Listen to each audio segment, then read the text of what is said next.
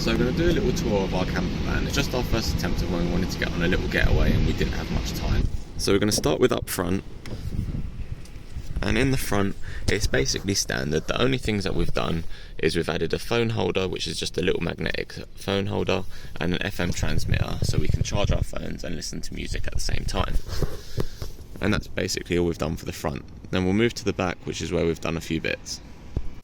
So this is the back.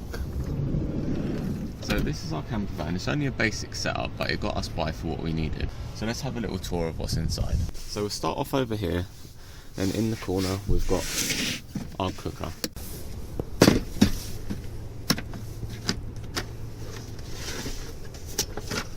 It's just one of those basic butane containers that you put a gas canister in the side and you can cook on that. It does what it needs. It fits in there for when we want to cook, and you can cook in there. The nice thing is we've got a sunroof as well, so the sunroof could be opened for when you are cooking, and because you're cooking beneath it, the fumes and everything else can go out the top. Then we've got a backpack which is just empty, but if we needed to go anywhere or do anything and we wanted to go for like a walk or something, we can put all our bits inside of it. And here we've got something that we hope will never be needed. It's a little toilet. We've not used it yet and hopefully won't need to use it, but we've got it with us for just in case. So this just opens out and it sort of folds open. So take the top off, the sides, and then just push in the sides. Same with this one. Just push that in. Then you can put like a bag or something inside, and then you've got the toilet and the lid. And to fold it back up, just push the sides.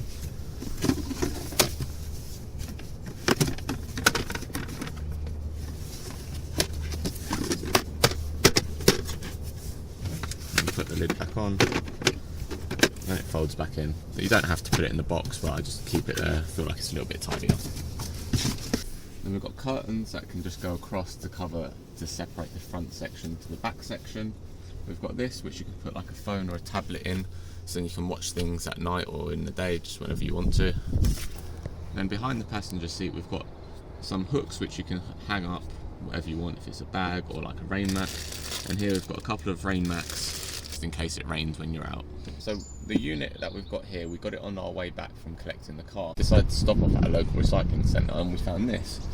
So it's obviously a little kids unit kind of thing, but the top is an actual kitchen countertop type of surface finish. And we thought we would just paint it, although we haven't painted it yet, because we're planning on painting it to match the rest of the car or / camper van build that we end up doing as a more permanent solution. We've got it mounted to the floor, so that way it's not going to go anywhere. It's nice and solid and in place. So in the top drawer, we've got like our little kitchen sort of bits. So in the second drawer, we've just got a few bits.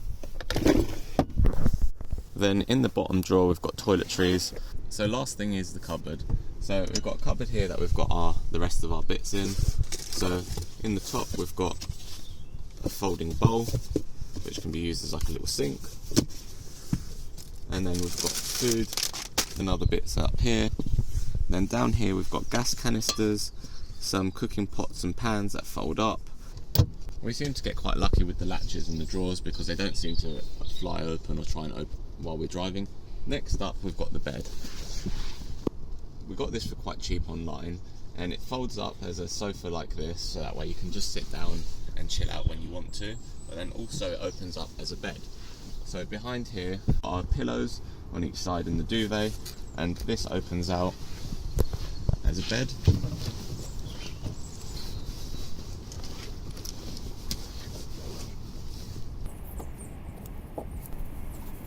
That's what it looks like as a bed. It's the size of a single bed width-wise, and length-wise it's a bit longer than a normal single bed. We usually put a sheet on top of here as well. So it is quite easy to change it from a sofa to a bed, and the nice thing is it didn't require any building or anything. It is just a little fold-up thing from online. It's quite comfortable and it works pretty well for what we need. So we were thinking of changing this to a rock and roll bed, not down to the comfort or anything like that, because it's pretty comfortable and the size is actually okay for what we need.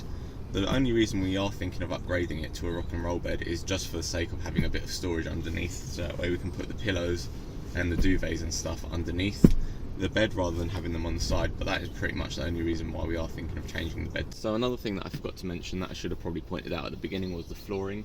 So we just got some cheap lino to put on the floor, so to make it a little bit more easy to deal with and to make it a bit more camper van-y. We decided that it would be a lot better to have the lino flooring than have left the original flooring there, just for the sake of easy to clean, and we didn't want to go from a long walk or something and have to try and get dirt out of carpet. We also got some of this little foil insulation type of thing and cut it out to put on the windows as curtains, which I've got them up at the moment. That's just a spare curtain that came with the dividers at the front, which I thought I'd just put there for the sake of it. We are also thinking though of upgrading the curtains to something a bit better in the future. So another thing that we've got, which I don't know how easy it is to see on the camera, but going across the whole of the back we've got a little lights. They're little garden fairy lights, but they work pretty well. They're solar powered, so we don't have to worry about having to recharge them, and you can't really see it because of how bright it is, but they're pretty decent.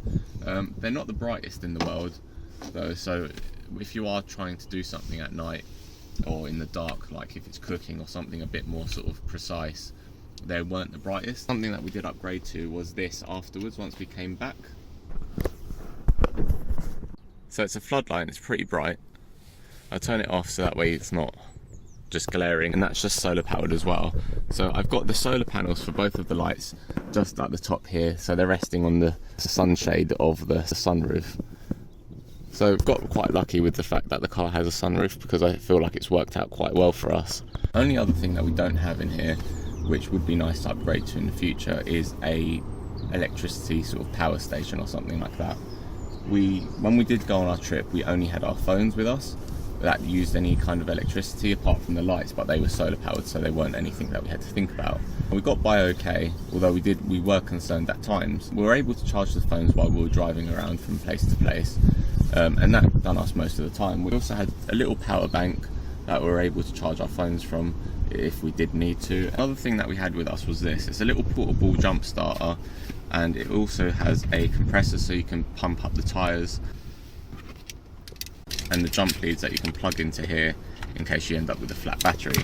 You can also charge your phones from this as well, although we didn't want to try and charge our phones and then drain the battery on this just in case we did need to use it to jump start the car, because this was the first journey the car had been on. We'd done about 1,000 miles in the car, and the car hadn't really been used, and so we didn't know how reliable it would be. We didn't have to use this, but it was nice to have it as a little bit of peace of mind.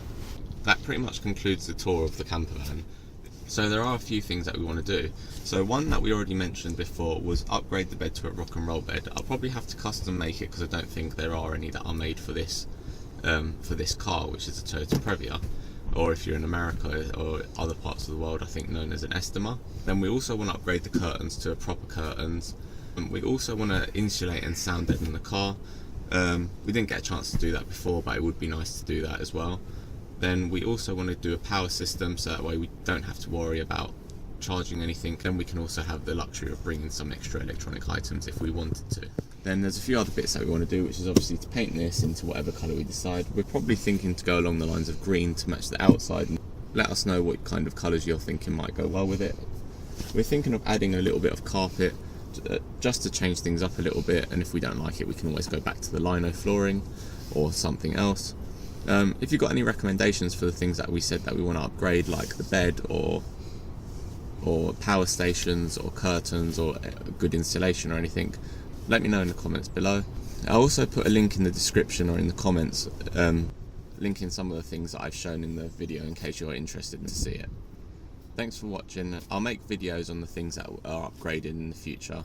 I hope you enjoyed the video, and if you did enjoy it, hit the like button and subscribe to see more in the future. Thanks. If you enjoyed the video, don't forget to hit the like button and subscribe if you want more.